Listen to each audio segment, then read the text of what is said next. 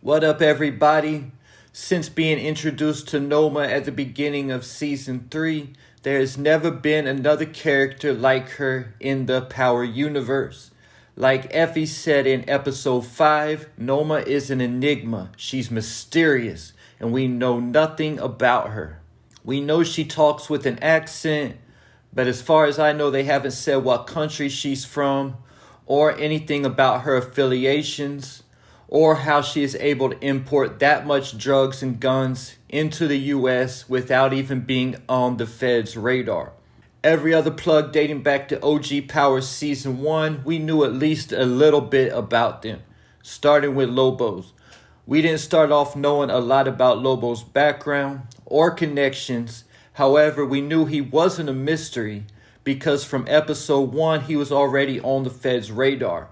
And the whole mystery was trying to figure out who his New York distributor was. Once Ghost killed Lobos, in stepped Milan, followed by Jason Mitchell, who were both high-ranking members of the Serbian Mafia. Transitioning into Ghost Season 1, where Monet and Lorenzo started off as the plug, until we met her plug, RICO, from either DC or Baltimore, who she killed. Season 2, we were introduced to Mecca, aka Dante Spears, who was a little bit of a mystery in his own right. But we at least knew his real name, Dante, and that he grew up with Monet. We later found out that he was the GOAT of global snitching with federal protection. So who was Mecca's plug? In steps Noma, a complete mystery, an enigma we know nothing about. Noma was so strong on protecting her identity. In Episode 1, when she was first introduced, she killed one of Mecca's soldiers, the girl, for just saying her name. Now, we have found out that Noma's ex-husband was a billionaire oil tycoon who she killed, and that they have a daughter together somewhere. Noma moves like she has a license to kill. For example, executing the couple in the park to get her ring back. You know who else moved like he had a license to kill? Mecca. And he pretty much did, having federal protection and all. I'm not sure if this includes murder, but if anyone's going to walk away from a murder, it's going to be someone with federal protection. So my question for this video is, who does Noma work for?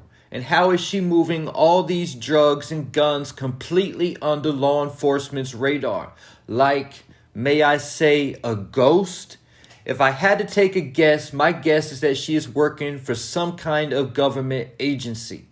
The United Nations, the CIA, some kind of foreign intelligence, or any other international agency that is above the law.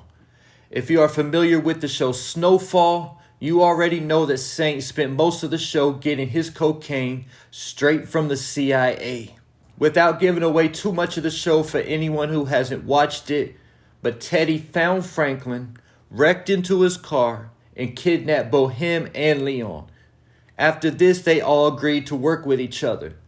Franklin not knowing at the time that Teddy, who is going by Reed, was actually CIA, though he did find this out later on.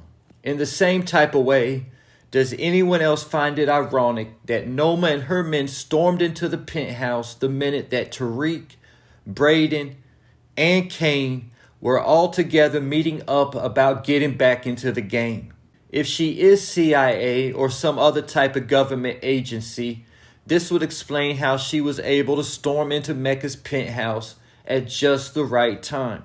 This would also explain how she was able to find out where her ring was being sold and able to track down the couple and retrieve it. This would also explain how she was able to find out the information about the Cruz family, but this information would be relatively easy one for anyone to find out. Now, if they had a picture of Tasha and Yaz, then that would be saying something, but then that could also blow their cover. If Noma is part of a government agency, this would easily explain how she was able to not only know that Tariq was on his way to Italy on a private jet with RSJ, but how they were able to track him down in no time in Italy. Then in episode 6, as Tariq was trying to secure Estelle, we saw Obi and a couple of his men stop Tariq when he was pretending to be fleeing the country. If Noma is part of a government agency, my question would be, what are they funding with their drug money? Keep in mind that Obi hates Americans. In Snowfall, Teddy was funding an illegal war in Nicaragua for the CIA with the profits from the drug money. If Noma is part of the CIA or any other government agency, this may be how Tariq and the crew end up beating the RICO case. I don't know all the legalities to it, but they could possibly come in and take jurisdiction over the entire case.